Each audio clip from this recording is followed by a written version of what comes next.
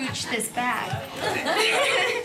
I'm no Stevie G, so I cheated and I have to read. I'm sorry.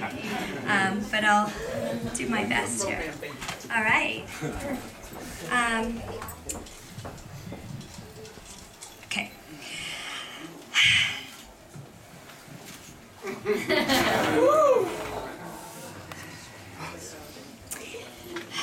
I am proof that the moment one life ends, another begins. I had the meeting of my lifetime in 1996 when, under unfortunate circumstances, my guru, Zen master, father, mentor, and mama stepped into my life. I first met Kai at a celebration of life for our mutual friend Andy, who unfortunately had passed away. At the gathering, all of Andy's friends formed a circle and held hands in his honor to reflect upon his memory.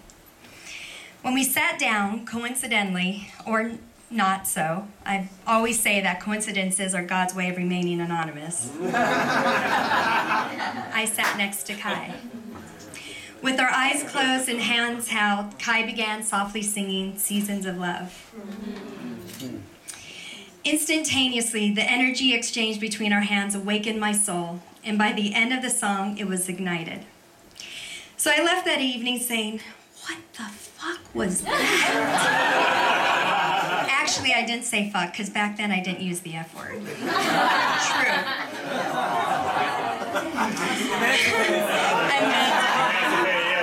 Just wait.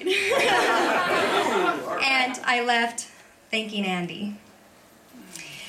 Fast forward 3 years at a gathering of random friends, after dinner in which, not coincidentally so, I sat next to Kai. And after telling him a story about my mama, my first mama, and her referring to me as Mija, Kai looked at me intently with, you all know that look. He says, what are you doing September 18th?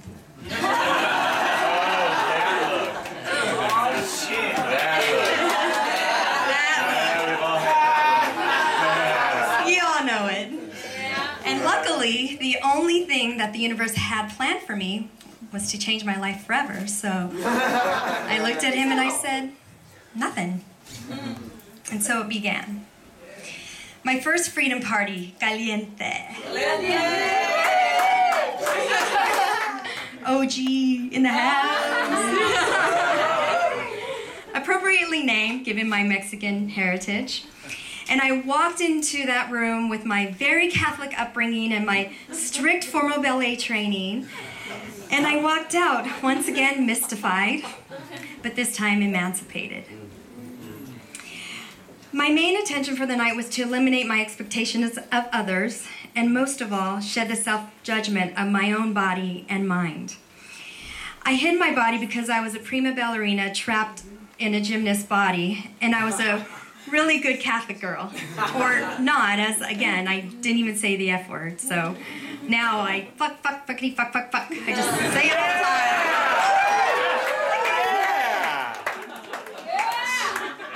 Still naughty.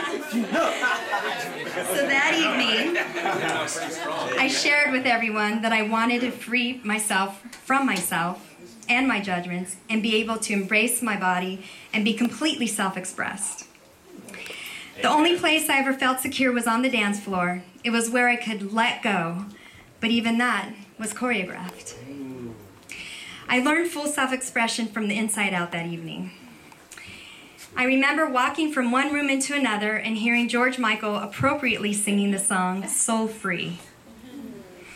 As I stepped into the next room, there was a ginormous, full-length mirror that caught my reflection. And I remember being taken by the lyrics. And as I glimpsed into the mirror, I saw myself illuminating. And I stared more intently, and I can actually see and feel my soul break free from the chains.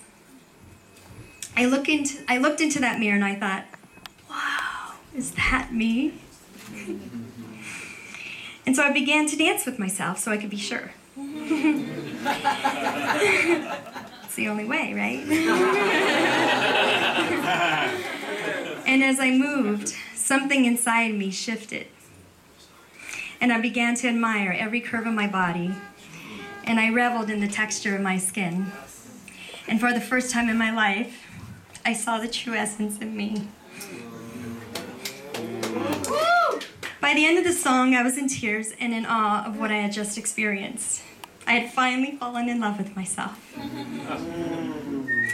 After a few moments of basking in my newfound bliss, I realized that the music had stopped. And as I looked up, I saw a room full of people staring at me, whom I had just told that I wanted to be free of self-judgment and start to live my life full out. Right? Be careful what you state. I was frozen and was not quite sure if what I thought had just happened really had happened. And then my eyes fell upon Kai, who was looking at me like, "Are you fucking kidding me?" And in that moment, I ran into his arms, and I knew that my life would never be the same again.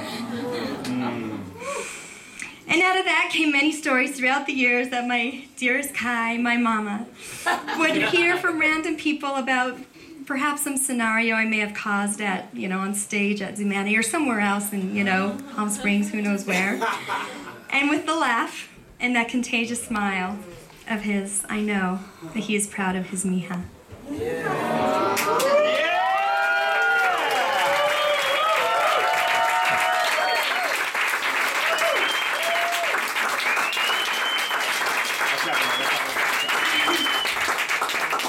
I was on the phone with Kai, as always, giving, he's my rock, my love, my mentor, my mama.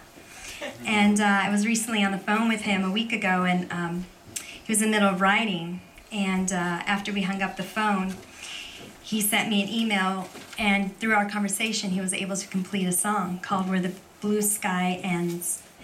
And so, my award to him, and we can switch these out as the years pass. It says, "My mija and me will always meet where the blue sky ends." Aww. And so, the award for emancipating my soul and allowing me to live my life full out goes to my mama, Kai Black.